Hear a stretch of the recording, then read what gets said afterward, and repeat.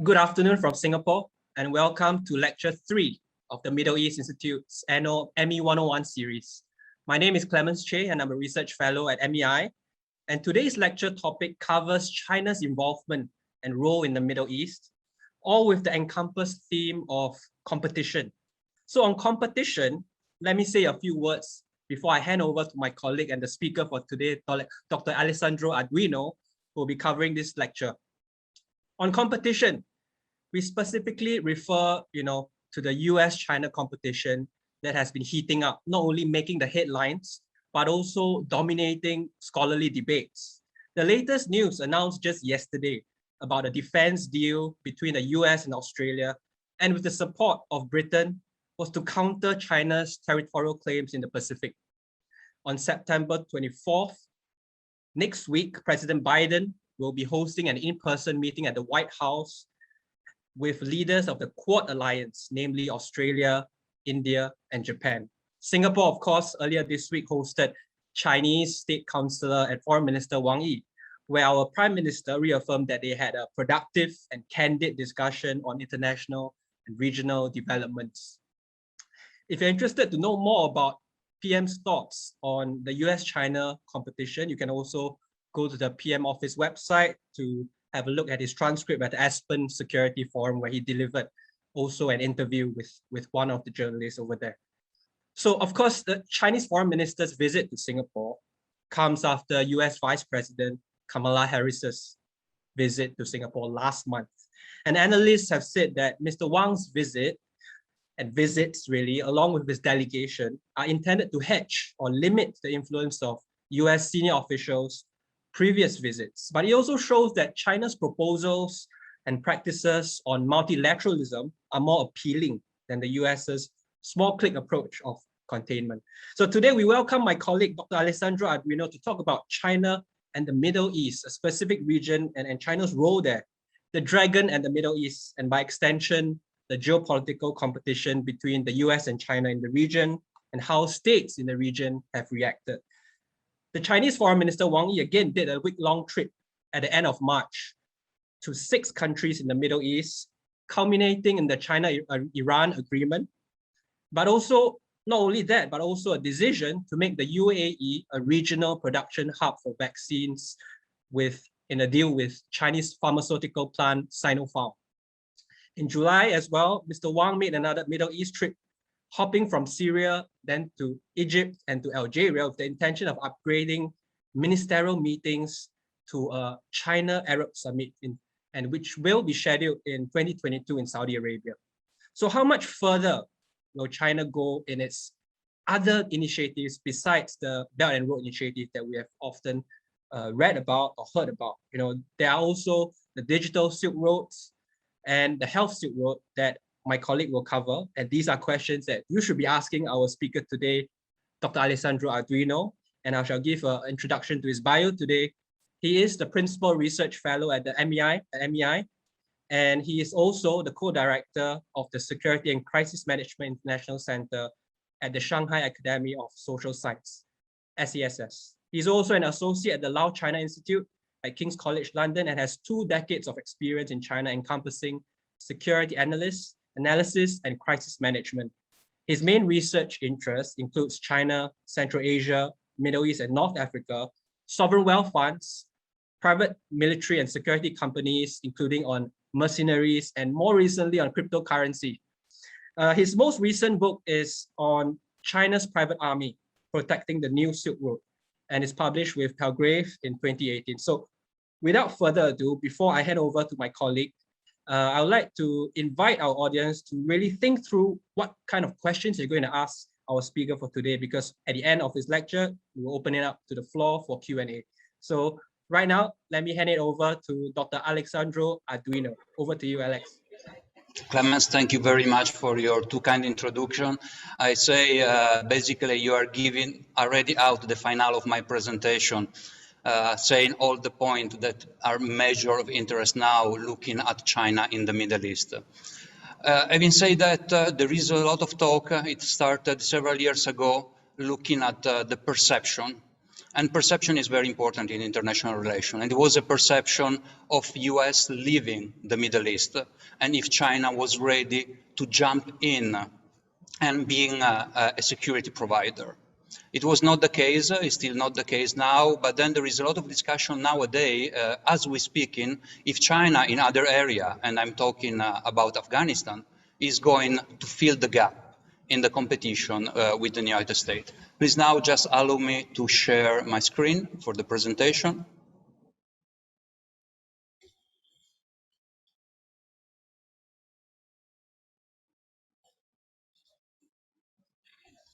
And basically today, what I'm going to talk briefly, because I really like to have a discussion with you. Feel free, if you have a burning question, to ask it through the MEI chat, or something is not clear during my presentation, to just send your question right now. Basically, I'm going to look at 4 points. People Republic of China, and I underline People Republic of China in the Middle East.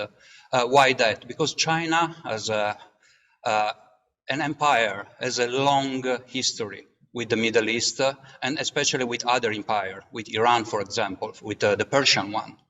In this respect, trade was at the helm of the relationship, but still now there is a diffuse perception that relation between the Middle East and China is just oil, gas, raw material, natural resources, and a little bit of trade. But today I want to underline in the beginning of this presentation how the People Republic of China still has a long history of relationship with the Middle East, and how this history play not only in the perception, but in the approach of Beijing toward the Middle East, and on a broader level, in a competition with the United States. Second part, I'm not going to talk much about the Belt and Road Initiative, but mostly as a part of it. As Clemens just mentioned, the Digital Silk Road is a very important part of the US-China ongoing competition. And in the Middle East, in my personal opinion, is where this competition is going to play, and it's already playing, and is assuming a very important tactical and strategical role for both countries. Then I'm going to address the role of China security more broader in the MENA region, Middle East and North Africa. And then the latest tour, just at the end of March, that State Consular and Foreign Affairs Minister of China, Wang Yi, did in 6 countries in the Middle East. And then most important, I'm welcoming all the questions from your side. Having said that, I like to divide China evolution in interaction with the Middle East in 3 segments.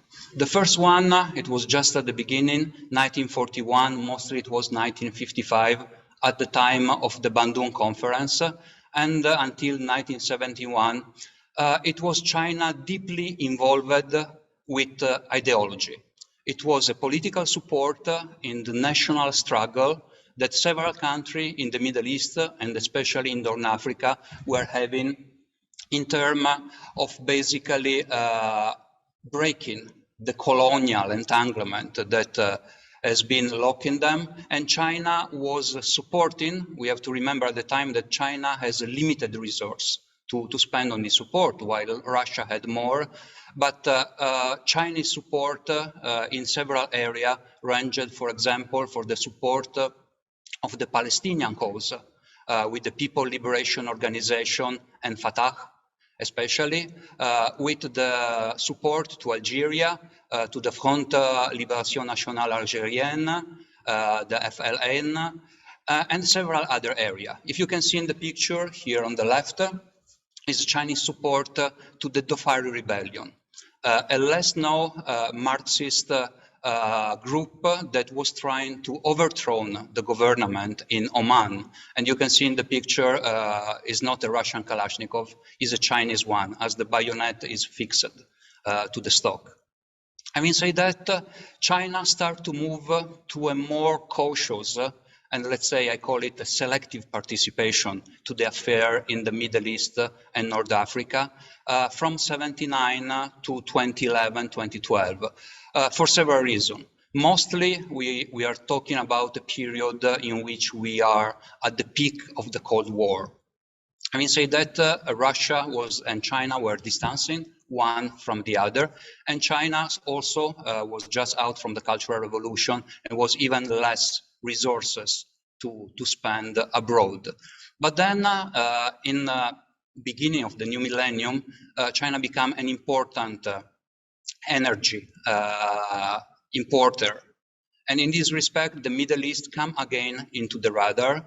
And if you see on the picture on the right side, in 2016, there was a very important white paper published looking at the role of China with the Arab country. 中国对阿拉伯国家政治文件. And it's not all Middle East, it's just related to the Arab country, but it gives a picture of the role of China. And still now, Chinese academicians are debating what is this role. Most of them still are very adamant to the fact that China is not going to get sucked into the Middle East quagmire. Several of these opinions are still shared at the same level. If you want to talk about Afghanistan, China is not going to get involved in the so-called cemetery of empires. But having said that, China is moving his selective participation to a more proactive role. And that's why the Middle East, it's a very important part in this competition, geopolitical and geoeconomical competition with the United States. What is not only? I have a couple of not only today.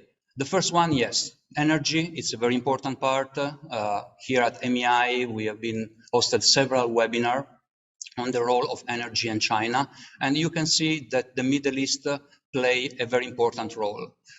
This PowerPoint, this chart is still dated 2014, so at the time Iran was still an important component. Now it has been reduced following President Trump's maximum pressure and to the fact that mostly Beijing abided by the sanction, and the number lost in Iran are coming mostly from Iraq. So roughly we can say China oil imports is more than 40% from the Middle East, and also natural gas from Qatar.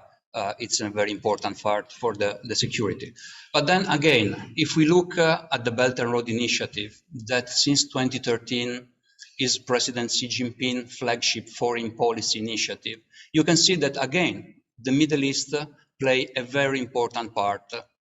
Not only for sea lane of communication, there are two of the several choke points, most important choke point for the protection of sea lane of communication, but also there are countries that are fundamental to China foreign policy. If you look at the map, and we start left to right, the one in dark green, we have Morocco, Egypt, Kingdom of Saudi Arabia, UAE, and Iran. These countries all together are a comprehensive strategic partner. What it is, it's the highest level of diplomatic cooperation that China has with one country. But then again, there are other countries who have strategic partnership in the area, and it's quite important. What I want to mention is this is not just the Belt and Road Initiative. It's also the Digital Silk Road, also known as DSR. Digital Silk Road, we cannot consider it just the Belt and Road with 5G. Is a more broad, strategical, and important discussion that we need to look at. Maybe I will talk more during the Q&A, to the fact that China is providing underwater fiber optical cable, Beidou satellite communication, big data, cloud server, Internet of Things, and also what is much requested, but not only in authoritarian state, is facial recognition and closed circuit camera. These all play in the direct confrontation with the United States. It's too early to say if China has the upper hand in the Middle East, but it's not just related in a company like ZTE or Huawei being a leading provider or 5G and the next NG technology for communication. You don't have to forget that IMF predicted in 2034 that the Middle East will reach its peak in oil production. Of course, countries like the Kingdom of Saudi Arabia, UAE, Oman, Bahrain, and Qatar are already trying to force a very sudden U-turn and change on their own economy, looking at digitalization. as the main driver. And of course, China is able right now, especially after COVID-19 pandemic impact, to provide high-level technology solution with cheap bank support. On their side, it's more complicated to compete in this field, but if you look, for example, at during the latest day of the Trump presidency, there was at the time Minister of Foreign Affairs, Mike Pompeo, that was pushing for a net separation between the Middle East ICT, not only in the security sphere, but also in the civilian one, from Chinese company. Having said that, you can see from a pure security footprint how the US perception of Russia and China in the Middle East plays. It's very straightforward. It's a threat to security and stability. But if we want to look on the other side, how China is looking at its position in the Middle East, China up to now is not going to send in case of crisis the People Liberation Army nor the PAP, the People Armed Police. And there is a lot of talk similarly in Kabul, after the fall of Kabul, if China is going to send its own troop to secure the area for the Belt and Road Initiative. Mostly where the country that hosts the Belt and Road Initiative are not able to protect Chinese investment or Chinese personnel, there are several other options for Beijing. One is increase the presence of Blue Helmet, peacekeeping mission, in area where there are also a lot of Chinese investment, especially in Africa, if we look at Sudan, for example. Then we don't have to forget in an area between the Middle East and the Horn of Africa, near the Somali coast, an increase in anti-piracy mission. And China played together with other countries, but separate with the international mission, was not under the same command, in protecting mostly Chinese vessels against piracy stemming out from Somalia. Then it opened in the Horn of Africa its first military base. There's been a lot of talk about it, the base in Djibouti.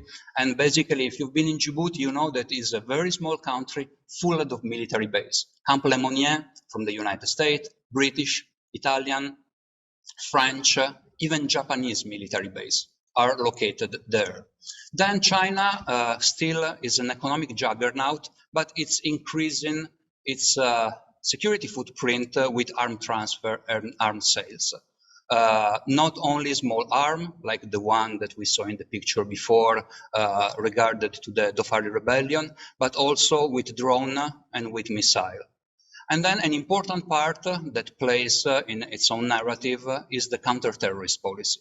Counter-terrorist policy that are related to the fight against what Beijing and inside the Security Cooperation, Shanghai Cooperation Organization is called the three evils of terrorism, separatism, and extremism. And then if we want to put it all these factors together, most of the time it's what is called an unwilling security provider. If you look at the Chinese government, or more at the Chinese academic discourse, is it China going to have a more proactive security role from the Middle East to Afghanistan? Then the narrative is quite similar. The answer is straightforward. From Chinese academic standpoint is no. If you look at writers like Sun Degan, Shandin Li, still China have to have relations that are rooted in economic development with the Middle East country. While other scholars like Fan Hongda, they are looking at China cooperation with other non-Arab countries in the Middle East, namely Iran and Turkey. Having said that, this slide, in my opinion, is the core of the presentation and what you can have a takeout, and I'm going to apply these 4 key points to the next slide that are going to deal more specific on each country that Minister Wang Yi touched during his tour. Is basically one. Is the first question more relevant? Is China is going to change or not its principle of non-interference? Again, as mentioned, from a Chinese academic point of view, is not going to change. But there are some discourse that involve not only academicians, but also government official, to the fact that China needs to change the principle in something that is called a selective engagement. It's going to have a relationship with country, and if you look, when I mentioned at the 2016 white paper, there is just one sentence in the security part, and is quite small paragraph compared to the economic one, in which is said that if the hosting country require a military support from China, China is willing to do it. And it's quite important because it's definitely going to change what has been for several decades one of the core principles in Chinese foreign policy. Having said that, Chinese foreign policy and competition even with the United States in the Middle East is still investment-centric. Belt and Road Initiative that is still going on after the COVID-19 pandemic hit very hard the Middle East, is still there. It's going to be reduced. In Africa is the same. But then again, the core of China policy is going to be rooted in investment. And the country in the Middle East know very well that China is a very strong economic juggernaut and have the capability even now after COVID-19 hit to invest in the region, while at the same time is not only an unwilling security provider, but doesn't have the military capability as the United States to provide that sort of security umbrella that the United States was able to provide. Having said that, I think it's quite important if we stress one point. Middle East countries have sometimes very different perception and especially very different expectation on what China is going to offer, not if it's able to offer, but if it's willing to offer. Let me give you some example. For example, Hezbollah several times underlined how China is going to increase its investment in the region. Assad in Syria also was looking at China as one of the most important investors to rebuild the country. And if we look just a few days ago, Mullah Baradar in Afghanistan was underlined how China is going to pour billions of dollars in Afghanistan and developing the country and rebuild the country after the war. Then one is the expectation that this country have, and one is the fact that most of the time China has a different perception and different willing to invest. So we have this kind of different expectation that sometimes doesn't play very well on the long-term relation between the country that received the Chinese money and vice versa. So basically, all the countries in the Middle East are playing a very fast-changing and difficult game between the US and China competition. And basically is knowing that China is an economic juggernaut, but still the US security umbrella is extremely important. And if you look at the picture that I put on the right side, on the bottom, is a quantum computer. And then again, on the scientific competition, on the 5G / quantum computing, AI and big data, in my personal opinion, is where this battle for supremacy is already being fought in the Middle East.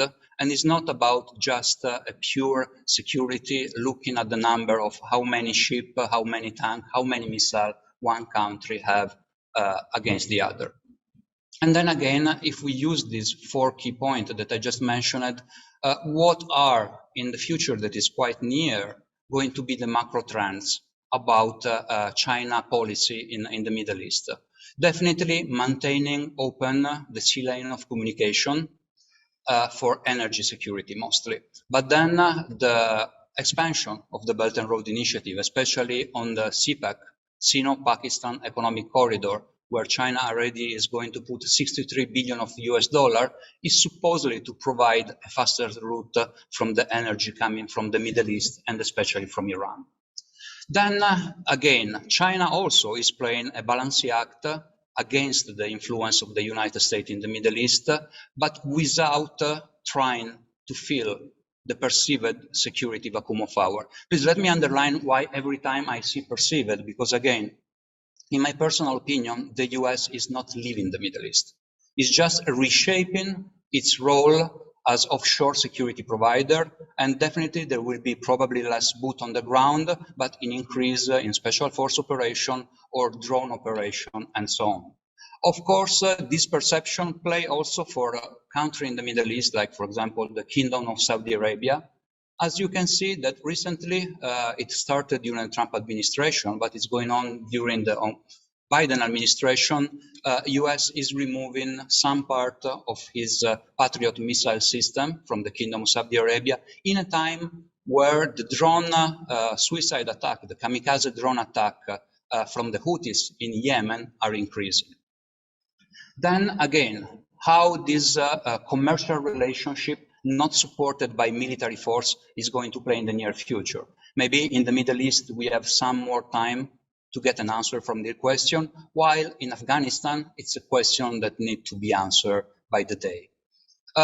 What China is proposing, sometimes has been called, rightfully or wrong, the China model, is a model of non-democratic development. And now, especially after the West economic crisis in 2008, this model have some kind of appeal in country from Africa to the Middle East. And sometimes also, if this model have no appeal, the Chinese fear that in some respect has been used as I mentioned below, as a bargaining chip. What I mean with this? Countries that want to increase buying American weapons are just mentioning that if US is not able or not willing to transfer that weapon, they are going to look at China. As my colleague, Dr. Asif Suja mentioned previously, for example, in Turkey, there is a quite good example with the S-400 missile system.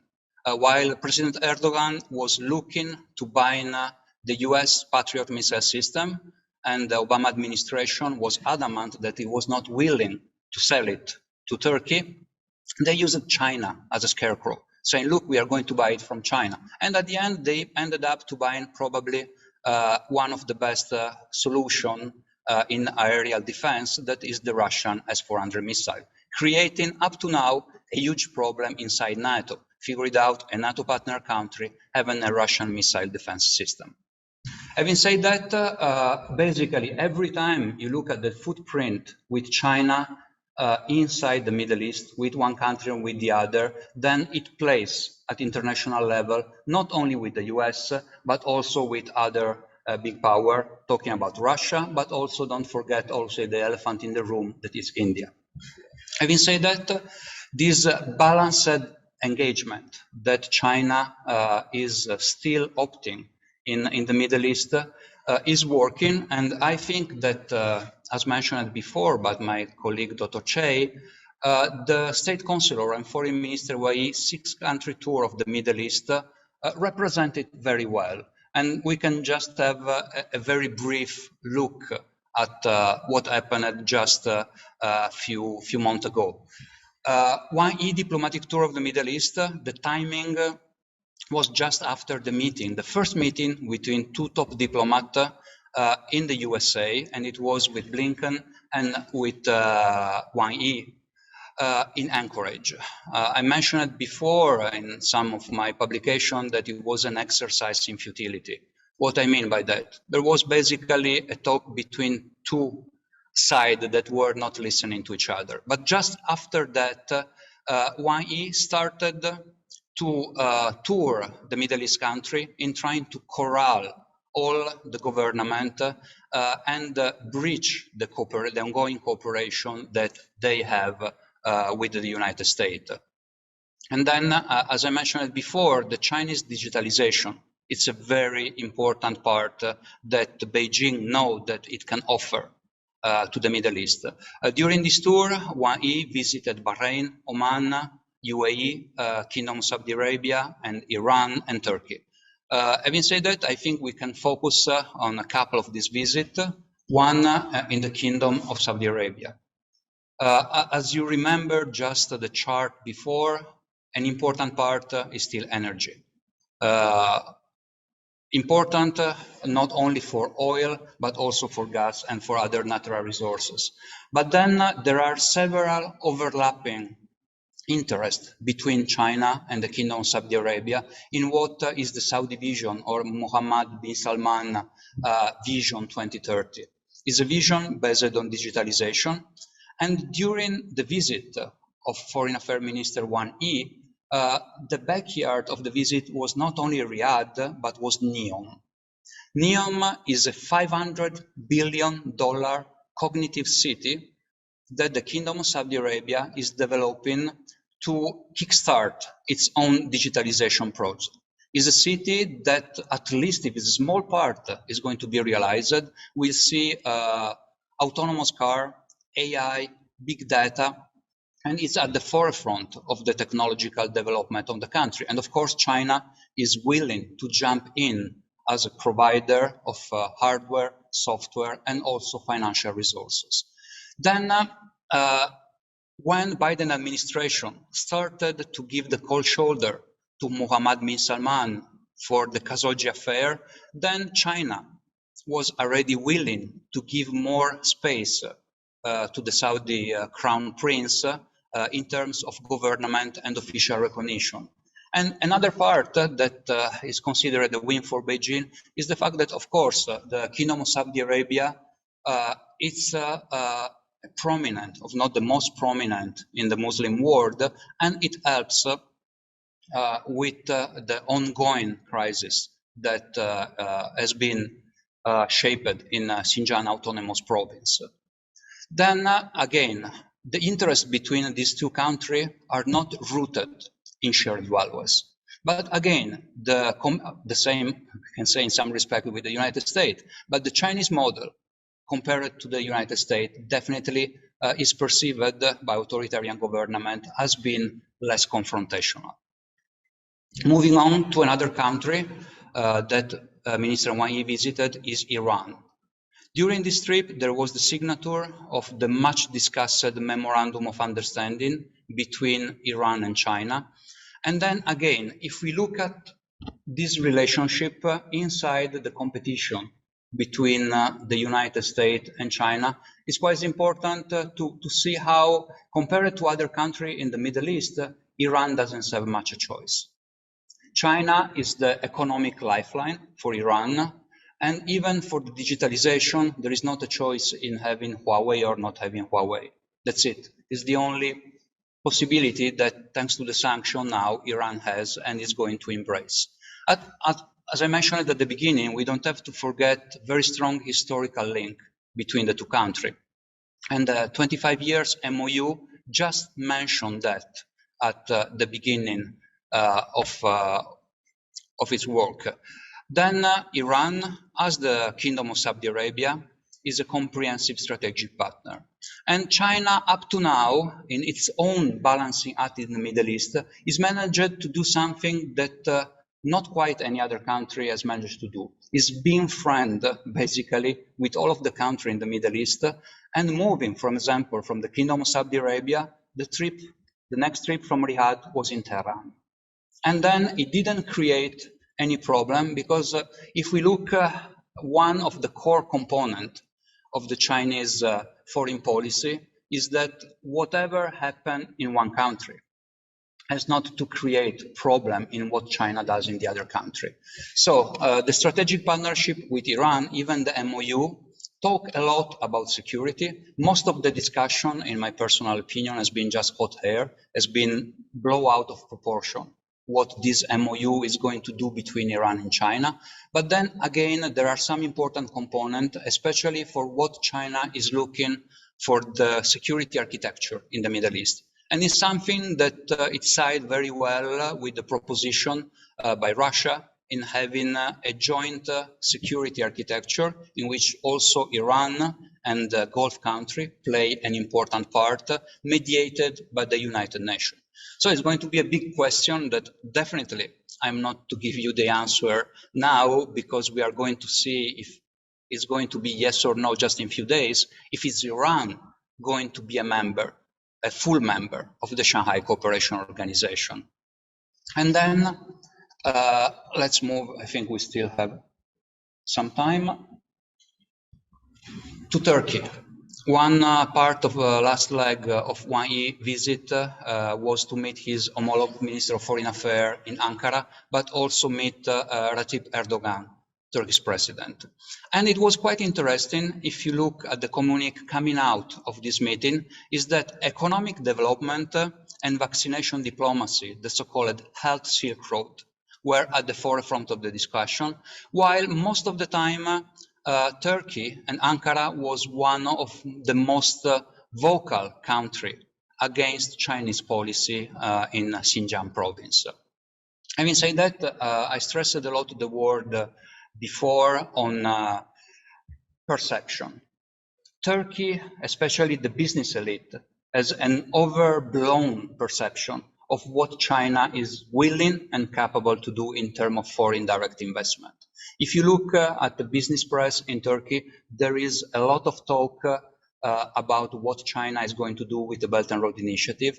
But if you look at the hard data, FDI, more than, I don't remember exactly, 40% or even more come from the European Union, while from China up to now is just a little bit more than 1%.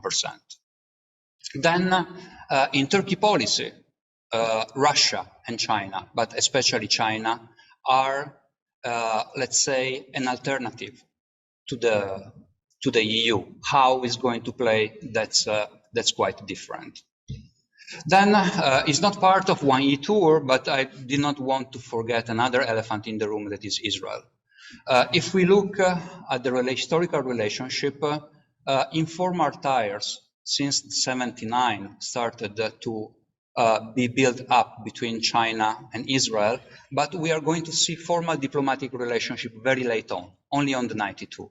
But then in this time, China has been dealing with Israel, especially in what still is looking at now, technology and military technology. Having said that, we can summarize the main rationale in the relationship between Israel and China in 4 key points. The first was the former president of Israel, Benjamin Netanyahu, was saying, China wants 3 things from Israel: technology, technology, technology. And up to now, the discourse is still the same.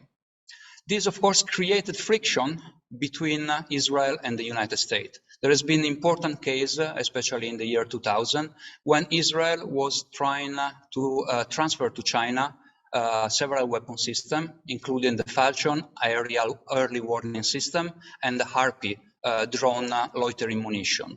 It didn't happen because the US intervened, but then I'm sure you know from the news all the discussion about other security products that are very well known, made in Israel, and has been flooding the Middle East and also looking at other markets. And I'm talking about spyware and broader cybersecurity programs. In 2015, Israel was quite fast in siding on the AIB, is the Chinese answer to the World Bank and IMF. And then from a market point of view, there is also a huge expectation from Israeli businessmen that if there is a security policy more favorable to China, then Israeli businessmen will have much possibility to enter and to have open the Chinese market for their product and for their business. As I mentioned, cybersecurity and big data, it's quite important in this relationship, and it's not a one-way only relationship where China is trying to sell hardware or software, but is a way in China is going to acquire and invest in startup in the Middle East. This is quite important because the Israeli government started to look very closely this kind of investment, and it's just a news from yesterday that even the Emirates, the UAE, are looking to increase their scrutiny on foreign countries that are acquiring a local company or setting up joint venture in the country. China, of course, is not mentioned in the communique, but is one of the countries that definitely they are going to look at. And then Israel, for the Belt and Road Initiative, especially for the port investment, is a pillar on the Red Sea and the Mediterranean geostrategic evolution of the Belt and Road Initiative. And again, from historical point of view, we don't have to forget how a city like Shanghai in the Second World War were open city to the Jewish community escaping from Russia and even from Europe. And there is a kind of soft power that it also plays quite well in the Chinese mindset in how Israel and how the Jewish business community is very effective and is a good conduit for doing business. Having said that, I do believe that we are just on time to end my presentation and to open the space to the question and answer. As you see, I've tried to give just some key points that you can use to address this ongoing competition between US and China in the Middle East. And this basically, this last slide is my personal take on what it's going on at the moment and basically the future trend. That all the Middle East is juggling between China technological and financial overreach and the US defense umbrella security requirement. And I stress the fact that it is increasingly becoming a very complex, fluid, and difficult to play balancing act. Having said that, also, the full decade after the Arab Spring, most of the MENA region is still mired in crisis. Ongoing COVID pandemic added fuel to this burning fire of crisis and worsened the region already critical social, economic, and political crisis. And in this environment, again, no regional actor has the capability to assert itself as an exclusive hegemonic power. Therefore, China, with Russia and inside the United Nations framework, is trying to build a multipolar security architecture. And then, of course, all the role with the return of Iran on the JCPOA, it's fundamental for the regional stabilization. And of course, several obstacles are on this fact, nonetheless, that this nation, most of the time, their interests are at odds with each other. And I just, with this, give back the microphone to my colleague, Clemens Che. Thank you, Alex. Thank you, Dr. Alessandro Arduino, for the wonderful lecture. I think we've all learned a lot. And we now proceed to the Q&A segment, where I invite the audience to put in your questions in the chat box. Just type in there, and then we can of course pass it on and read it out to the speaker for today. So we already have a few questions coming in, but let me start with one question on tech competition in the Middle East. And of course, you talked a bit about US-China tech competition in the region, and there was also mention about 5G and Huawei, but is it just about 5G and Huawei? Is it just about this, or are there other elements to this competition? That's the first part of my question. The second part of my question is, you talked about the relationship with Israel, and you said that, it's all about technology. So it seems that China is treating Israel as a technology importer, so how can we compare Israel to the rest of the Middle East in terms of where they stand when we talk about technology? Is there a hierarchy? How do they rate these Middle Eastern partners in this aspect? Over to you, Alex. Thank you very much, Clemens. Basically, as I mentioned before, the Digital Silk Road is not just giving Huawei 5G to the Belt and Road Initiative. It's more complex. Why? First and foremost, the actors are not the same. Belt and Road Initiative, we are talking about pure state-owned enterprises moving with Chinese investment bank. With the Digital Silk Road, we are looking at Chinese tech giant. Of course, it's difficult to say private here, because talking about private in China and talking about where the state end and the private begin is quite complicated, and we don't have the time to do it right now. But having said that, this technological giant not always follow vertically what is being said in Beijing, and the recent huge fine slapped on Alibaba the block of Didi app in mainland and so on, underline how this perception of Beijing being a monolithic government with total control on its own technology company is not always the case. In the Middle East, it's already there, the need for digitalization, and the fuel of the next economy, of the digital economy, is no more oil, is data. Who control the data, control the future. And it's not only 5G. Data, and we are talking about 95% of the data that we use on internet, move to a very old, unromantic medium that are the underwater fiber optical cable. Underwater cable, it's really a long story, and a lot of countries, starting with Russia and China, have a very specific policy where they trace the line to lay down this underwater cable. Then it moved to the space, satellite communication. It's another area with China developed by Beidou and is proposing this option to the Middle East. And of course, as I say, the Middle East need to juggle in balancing this act. At the time of Trump administration, it was quite straightforward. It was with us or against us, but there was not an option inside of K. If you are going not with Huawei, Nokia and Cisco are going to do the same for you. While Israel was more difficult to say no compared to other countries who were just biding time and waiting. When you mention there is a hierarchy with Israel and the other Middle East country, as we are based here in Singapore, I would like to make more a comparison with, like, say, the Middle East country and country like Malaysia and Indonesia, that they both try to be the regional technology market in finance, especially with cryptocurrency, for example, using Chinese technology.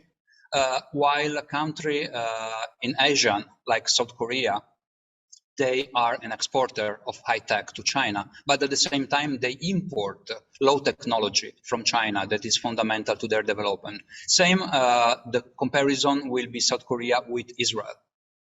Israel export, and China has a lot of need from Israel, but at the same time, Israel import low tech from China that is fundamental to its own development. And this is quite important. And then again, especially now during Biden administration, that it's a little bit more relaxed on the international side on this for Israel could be a little bit more easy. And when you mentioned that I mentioned that China just want technology, it was not me, it was Bibi that mentioned that. Having said this, how this competition is going to be played in the digital realm, data are already there. AI, both United States and China are putting billions in research, but still AI, there is not a definition, a scientific definition of what we are talking about, artificial intelligence, and quantum computing still have the possibility for a third country to jump into the fray with a solution that is groundbreaking. So I still see that there is ample space of competition, while in the US, for example, right now, there is the so-called rip and replace. Rip off Chinese Huawei or ZTE technology and replace it with a Western one. How this is going to play in the Middle East is going to be shown in the coming months, not in the coming years. Thank you, Alex. And the questions are flowing in now, so we are all set for a very lively discussion.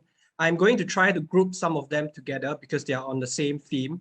So my next, while we are on data, there's also a couple of questions on this and relating back to the Gulf states, the oil monarchies in the region.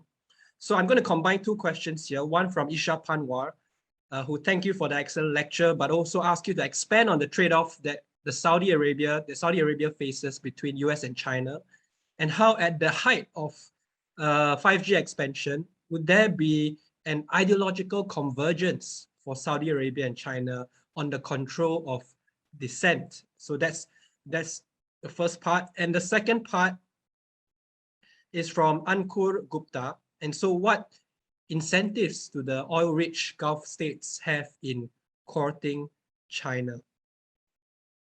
So these are the two parts to your questions.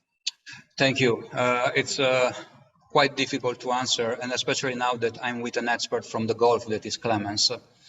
Having said that, as I mentioned before, when the Biden administration was giving the cold shower to Crown Prince Mohammed bin Salman, there was more the kingdom looking at China. You can see not in terms of ideological connecting point, but then finding someone else instead of the United States, and that could be used as a cheap bargain, as I mentioned before. On the big data, of course, the Chinese model in offering facial recognition, AI control over huge segment of the population plays quite well with the monarchies in the Gulf and with several other countries. Even in other countries who are not monarchies, they are looking at China with increasing interest, especially for product from leading world company like Hikvision, that they do camera, especially tailored for facial recognition. Having said that, if we look at history, the deal between the Kingdom of Saudi Arabia and China is not just related now about technology, controlling technology for a segment of the population and so on. But if you look at the time of the war between Iran and Iraq, when there was a huge amount of Scud missile flowing not far from the Kingdom of Saudi Arabia, then at the time the kingdom asked to the United States the possibility to buy Pershing missile. US denied this possibility, and then slowly and almost secretly, Kingdom of Saudi Arabia started to acquire Chinese ballistic missile, the Dongfang, if I recall correct. If we fast forward to the present day, and you have the KSA looking at acquiring Predator and Reaper drone from the United States, then again, the demand was met with a strong no. Kingdom of Saudi Arabia started to acquire the Winlong and the Caihong Chinese combat drone, and even is the first country who have an assembly line for this drone outside the People's Republic of China. Having said that, what are, to the second part of the question, the incentive? Incentive for both players play quite well. From China is not only finding a fertile turf for the expansion of the Belt Road Initiative in terms of port, in terms of connectivity, in terms of market, also find a way to assert the digital Silk Road, as just mentioned, but also another form of soft power diplomacy, that is the health diplomacy, with the UAE being one of the first country in producing Chinese vaccination. I don't know if it's Sinopharm or Sinovac, but one of the two. Having said that, there is also a very important incentive from Beijing, and is the support from a very important Muslim country to its own policy in Xinjiang. And if I recall correct, during a recent visit of MBS in China, he mentioned that China is conducting its own anti-terrorism, anti-separatist campaign in the region. Thank you, Alex. And I think your last part to your answer probably answers one of the questions we had about Xinjiang from Charukeshi Karikalan, and how and the relationship China has with the Middle East on the subject of the Uyghurs. So we'll just leave it as that, and we're going to cover regional stability and values that China has for the region. And again, I'm going to group questions here from Victor Teo, Karen Shi, and Mariam Al-Riyami. So their question on regional stability is, is China's interest in regional stability closely tied with its own national interest in the region? And what are the greatest political and diplomatic success Beijing has in the region in recent years? Or what are the limits? And on values, that is by Mariam, what kind of, can you explain what you meant by Chinese non-democratic development model other than the authoritarianism that you mentioned in your lecture? So over to you, Alex. Okay, let me start with the end because I'm getting old, so I'm easy to forget stuff. I didn't talk a difference between non-democratic and authoritarian. When I was mentioned, a non-democratic model was mentioned with the model proposed in the region by the United States. China still have its own model that is based on economic development. And especially in the Middle East, Chinese Ministry of Foreign Affairs stated several times how China is looking at bridging solution in terms of peaceful development. Of course, principle of non-interference is still there, but it means in layman term that China is not going to solve the problem of the Middle East. It's try just to be in crisis management model. When a crisis arises, still try to quell it, and basically China is okay with the status quo. It's not wanting to change any kind of status quo if it plays well for its own investment. Unfortunately, at the beginning of 2011, at the beginning of the Arab Spring, Beijing learned with a very harsh lesson how just throwing money at the problem is not always the solution. So in all these academic paper and government paper that China produced on the narrative on the Middle East is development is the key component. If a country in the Middle East is able to develop economically, there is not going to be a problem. And this, unfortunately, has been met by harsh reality, especially in a time when China was a little bit more eager to bet on only one country, or let's say / one country, one ruler. And I'm talking at the Libya case, when the government of Muammar Gaddafi collapsed in 2011, and China at the time put all the bet on Gaddafi regime, lost significantly on the oil field, but most important, faced a crisis that was not expected. Is the fact that they had more than 30,000, if I recall correct, is 36,000 workers in Libya, and they have to exfiltrate them very rapidly to avoid major crisis. It happened again. It was basically in Sudan, if I recall correct. And then again, China had to exfiltrate this huge amount of workers. And in the Middle East, especially in the area where China is looking at the reconstruction, we are going to witness in the coming months and coming years a huge amount of Chinese workers that are going to move in the area.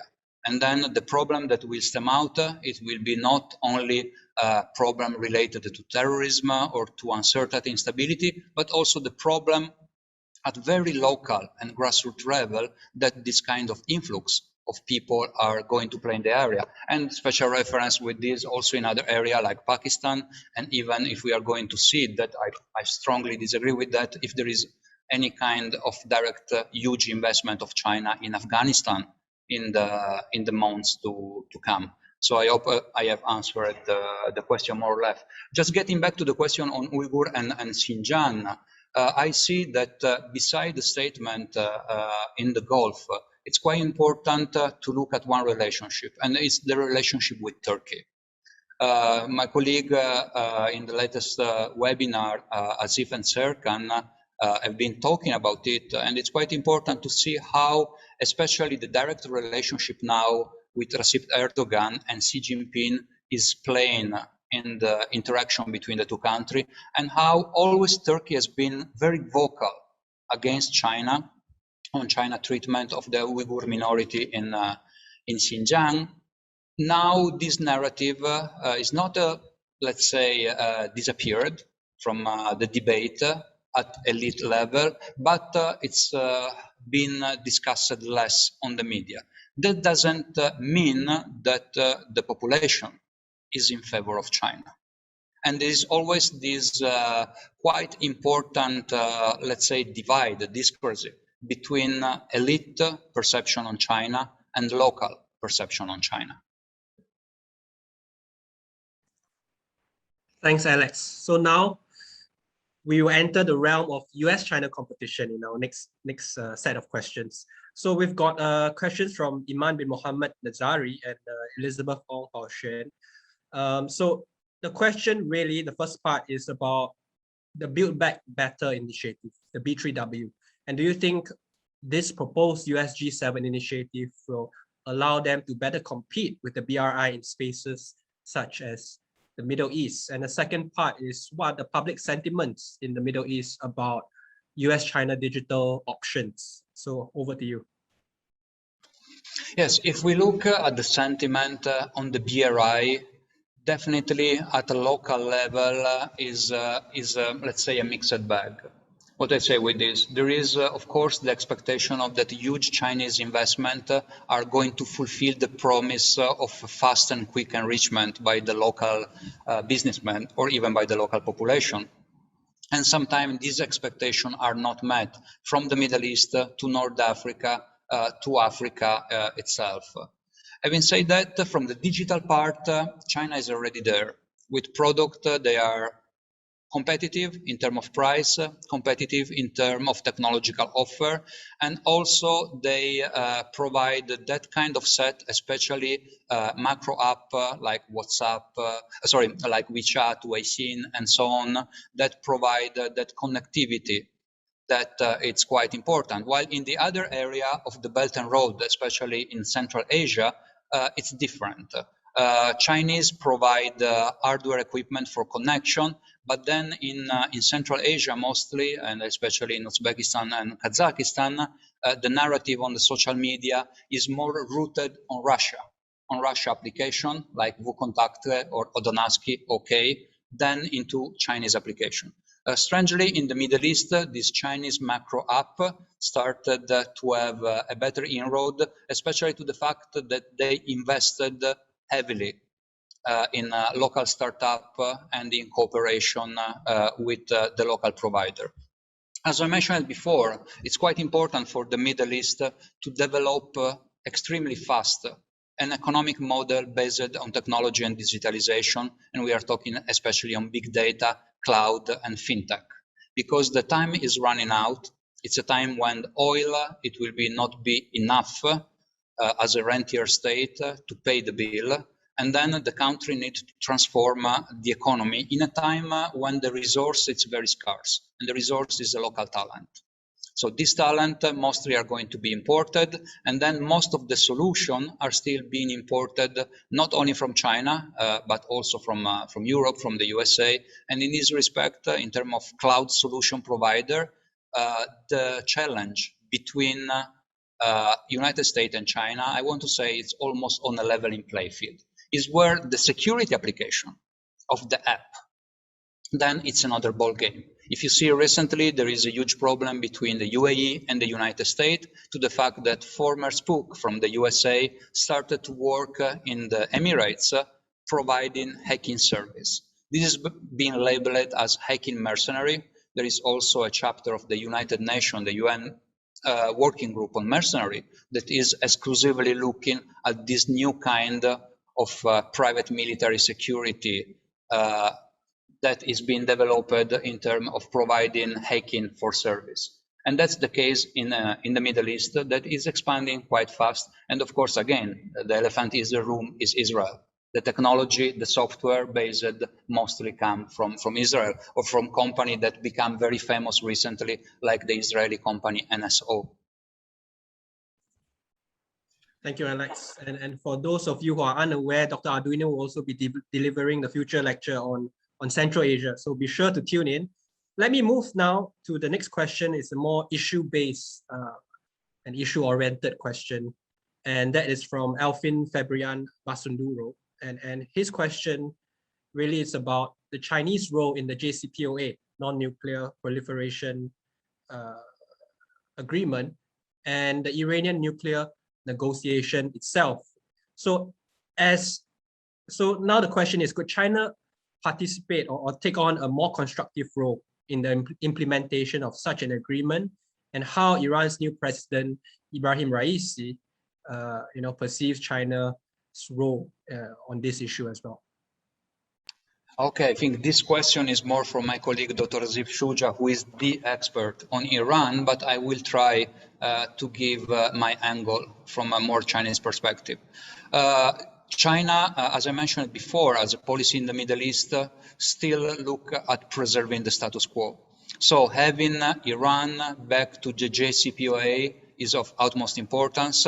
And recently, State Councilor Wang Yi underlined how China in his 5 principles for the Middle East peaceful development, how China promote a non-nuclear proliferation. So China is quite straightforward on that. Nuclear Iran is going to create issue in all Middle East, and then China is still promoting its economic lifeline to Tehran in this respect. Having said that, if we look at the much talked MOU, the 25 years MOU between Iran and China, there is a talk about scientific development in the nuclear sector, but also there is talk about nuclear sector development with other countries in the Middle East, of course, for peaceful use. Is something that in these days has been stressed a lot, especially yesterday by President Biden when talking about nuclear submarine in Australia that are nuclear propelled but not nuclear armed. And then we have to stress about this nuclear for peaceful use. Then if we look again in the relationship between Iran and China, is an unbalanced relationship. China has choice, Iran doesn't have choice.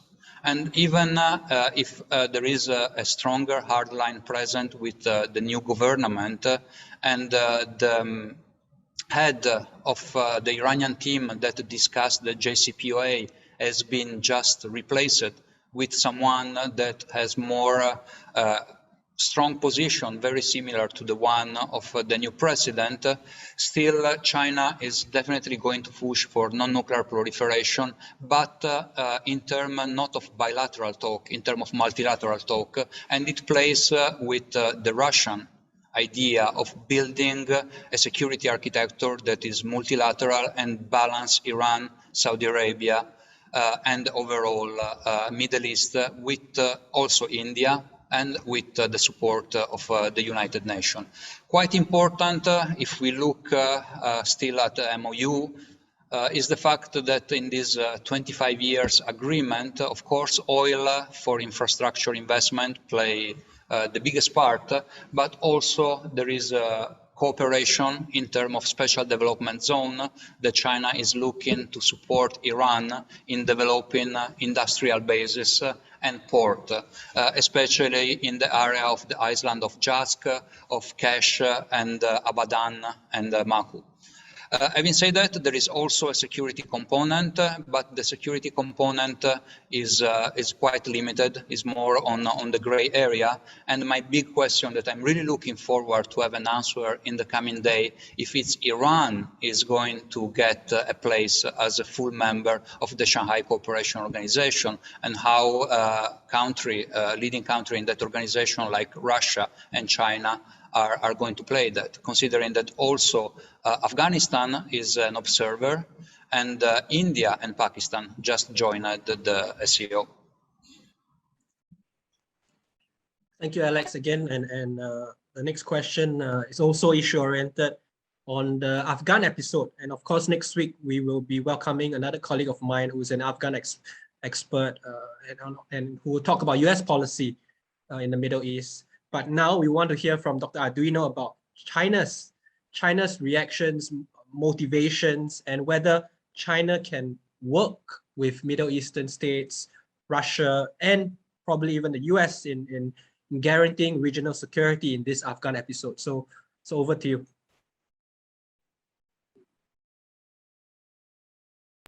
Okay, I was just mentioning that I'm going probably to disappoint you, and I was already muted. Why disappoint? There's been a lot of talk recently, again, perception and talk, especially from the West, of China jumping in not only in the Middle East, but also in Afghanistan with the People Liberation Army, or as a second choice with the private security companies. In my personal opinion, definitely is not going to happen. When we talk about think tank, it's always unwise to use the word definitely, because then someone is coming back and tap you on the shoulder and say, oh, you say that. But then again, I think it will be very difficult to foresee a huge amount of Chinese Belt and Road investment in Afghanistan, while even the CPEC, Sino-Pakistan Economic Corridor, is going to be threatened by ripple effect, negative ripple effect stemming out of Afghanistan, possible attack from Taliban Pakistan in Pakistan can create problem. Already Baluchi attack against Chinese worker, not against China, but against someone that support Islamabad, are basically on a monthly issue. We don't have to forget that just a few weeks ago, 9 Chinese engineers were killed in the Dasu area power plant. It was an attack that the Pakistani government tried to play down, while the Chinese government was quite adamant on the terrorist route. Having said that, where it happened, it was just not far from the Afghani border. So I'm going to say, in terms of security, definitely not a military presence in the area, probably an increase of support in terms of defense equipment to countries that border Afghanistan, namely Tajikistan and even Turkmenistan. This already started several years ago, and then on countries that can get most of the blunt of negative ripple effect, talking about Kyrgyzstan. Why I do believe that Uzbekistan still have the capability to do it on its own, and it's something that also Russia it's increasing, and it's very basically sharing the same anxiety that Beijing is having talking about the Afghanistan issue. We don't have to forget that also on July 28, if I recall correct, Minister Wang Yi met with Mullah Baradar in Tianjin, and there was an ample discussion about quelling some of Beijing anxiety, that namely are the use of TIP or Tame, if you want to call, of Afghanistan as a training ground and a springboard for attack on the Xinjiang province, something that the Taliban mentioned is not going to happen. But then the huge issue is going to be if the Taliban are going to allow expatriation of Uyghur from Afghanistan to China, and is something that my colleague Dr. James Dorsey know very well and has been writing about in these days. Thank you, Alex. So we've covered a great deal of themes, and now we have some questions on, let me group them up, and it's on green initiatives. And of course, going green is also now a theme in Singapore, it's a thing here. So the question really, if I were to, piece everything together, is what really is how genuine is China's commitment to become carbon neutral by 2060? And what are some of the notable green projects that it has in this aspect? I mean, genuine, and I talk about my personal perception, it's straightforward, yes. Capable of maintaining that promise, I can have some doubt onto that. Having said that, how is going to play, for example, in the Middle East, in terms of promoting solar and wind power? But if you look at the number, China is very aggressive in its own green policy inside mainland China. But outside, still, there are a lot of projects in the Belt and Road Initiative that are carbon intensive. And then this carbon footprint, mostly in South Asia and Central Asia, still doesn't play very well with the Green Initiative. The talk between Hanzheng and Kerry recently didn't work very well, if I recall correct, on what the US were planning to ask China to do it, while China is still adamant on the fact that it's going to meet what promised in terms of the Green Initiative. Really long time ago, when I was based in Shanghai, I worked directly with Han Zhen when he was vice mayor of the city and in charge of the commission for the environmental protection. And at the time was quite different because China didn't have a dedicated ministry for environmental protection. It had SIPA. It was a kind of environmental protection agency that was inside the Ministry of Industry. And at the time, the narrative was very straightforward. China is going to develop its industrial base, and just after going to look at what's going to happen on the green part. It's something that, of course, is not possible to do it now, since China also is looking at corporate social responsibility and at increasing a green footprint in mainland China. How this is going to play outside China, if it's only greenwashing, or if it's just a true intent to meet that objective. I do sincerely believe that it's a very difficult task that Beijing have to meet. Thank you, Alex, once again. I'd like to invite our audience to keep the questions coming. And while we're on that, the next question really is about the Horn of Africa and the Red Sea. And of course, Dr. Arduino's expertise also revolves around private security companies and mercenaries. So, on this issue, you talked a bit about Djibouti in your lecture, and the Horn of Africa remains a critical theater that affects US strategic interests as well. So as far as China is trying to portray itself as a neutral state with economic interests in this part of the world, can we really challenge the notion? So that is over to you, Alex.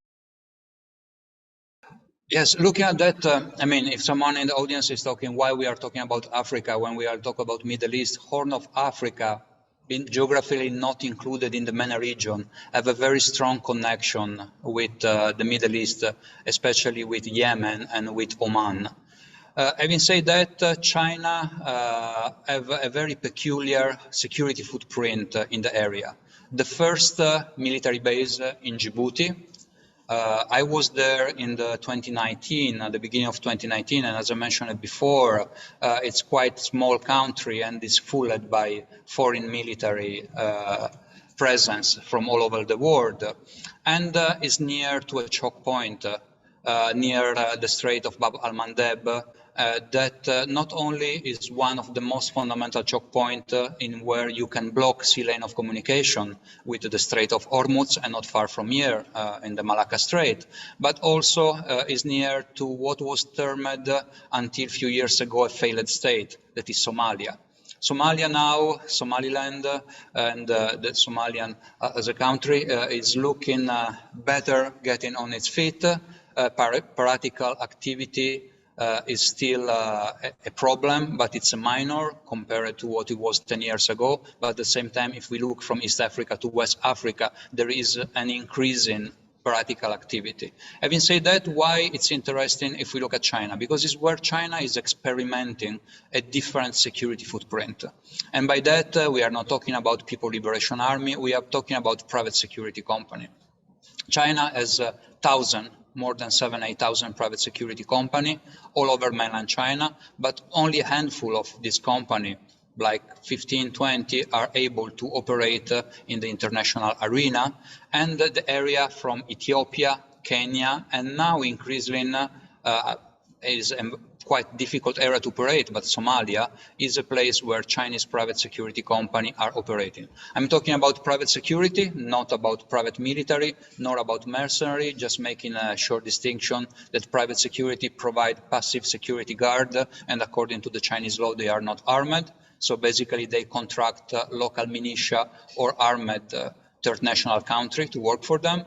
And in area like Somalia, it's going to be very interesting to look how the great game in the area is going to play, with the US still be present in the area with AFRICOM, with the Emirates, Qatar, KSA, increasing investment in the region, but also Turkey. Airport in Mogadishu, the training is done by Turkey military. And if you look at Afghanistan, again, there was the talk, I don't know how it's going now in these days, while Qatar experts are already in Kabul airport, in Hamid Karzai airport, Turkey was supposed to send its own troop in protecting the airport. So you can see in an area that is quite difficult and complex environment like Somalia, you see that all the Middle East players from the Gulf to China to Turkey are present. Thank you once again, Alex. And our next set of questions is on Palestine. And of course, we know that China was the president for the UN Security Council in May this year, where they had an open debate on the Palestine-Israel conflict. So, and in addition to that, I'd like to top things up with the fact that China has, of course, put forward a lot of 4-point, 5-point proposal for regional stability. So what is your take on China's move to mediate this protracted conflict between Palestine and Israel, and what are the motivations behind this? I mean, that's a very good question, and it plays very well if we look at the overall Chinese policy that is conflict management and not conflict resolution. In this respect, there has been some point that are still adamant to Chinese foreign policy in terms of support of the Palestinian cause. As I mentioned just at the beginning of my presentation, at the early time of the involvement after the 1955, after the Bandung Conference of China in the Middle East, it was quite easy to find Palestinian reading Mao Zedong book. Was not the Red Book, but was the book, the treaty on guerrilla warfare. Then at the time, Chinese support was more straightforward, especially to Fatah and to the PLO. What China is doing now in support to the Palestinian cause, it's a support that is not going to jeopardize its relationship with Israel. So having said that, when there was the escalation of violence in Gaza and Israeli IDF bombarded the area following the rocket attack from the area, China was adamant in criticizing what happened in favor of the Palestinian cause, but at the same time, beside moving to this open critique, there was no more much action on the field. And so basically, as I mentioned before, China is going always to active balance what a policy in one area, in one region, is not going to create problem in another region. And this balancing act, especially to the case of the Palestinian and the ongoing, since the time of Oslo, is still on the table with Beijing.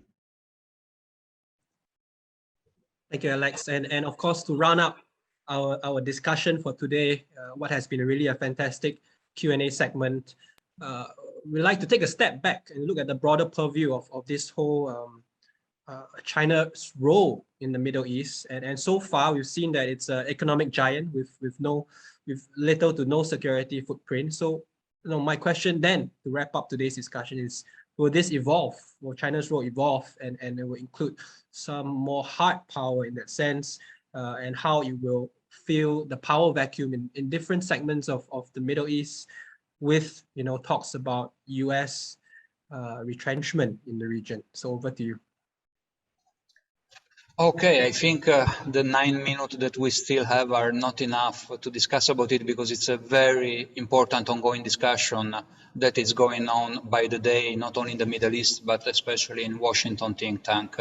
Having said that, I still believe that China is going to still play the economic development card. The part on the digital Silk Road is going to be where at tactical and strategic level the real battle is already being played in the control of data, and definitely is not like the case of Kabul with the troops leaving the area after 20 years of war. US is still going to be present in the Middle East, just on his old role of security offshore balancer. In this respect, the presence of armed Chinese in terms of contractors can probably be an issue in the coming years, but definitely not in the months or even in the year to come. Having said that, providing security for the Chinese worker and an increasing footprint of Chinese worker in the area can be problematic, but in other areas, for example, like Iraq, it's not been an issue, because if you look at the protection of the Chinese oil field in Iraq, has been done by a kind of hybrid private security company that are a mix of Kurd former fighter, local fighter, former fighter, that has become contractors, and even contractors coming from Western companies. And it played very well in Iraq, and probably it can be duplicated in other areas of the Middle East. Then another thing is China going to ramp up its own footprint in reconstruction area. Especially I'm talking in Syria or in other area where still the security for the worker or the infrastructure it's going to be met at gunpoint. In this respect, I don't have a straightforward answer, but still again, I don't believe that we are going to witness a force on force from one side China and from the other side in the United States in a region like the Middle East for the future to come. Thank you, Dr. Alessandro Arduino, today for today's lecture and also for answering all the questions from the floor. We had a huge string, a long string of questions, in fact, and I think we have covered a great deal, ranging from China's role in tech all the way to its broader role in the US-China rivalry. So next week, next Thursday, as part of Lecture 4, we will be hosting Dr. Jonah Blank, another colleague of mine, who will talk about US allies in the Middle East, and boots on the ground or off the platforms, and that is the title of next Thursday's lecture. And also a special shout out to next Wednesday morning. Next Wednesday morning, we'll have a conversation with former ambassador to President Jimmy Carter, who conceived the Carter Doctrine that says that US will intervene with military force if necessary in the Persian Gulf in order to protect its national interests. So it will be an interesting conversation with him. So there's 2 upcoming events. I urge all of you to sign up. And once again, I'd like to thank Dr. Alessandro Arduino again and to our MEI events team for a wonderful session today. Thank you very much, Clemens. Thanks a lot to our events team, and especially thanks to the audience for being with us today for the great question. Have a good day. Have a good day, everyone.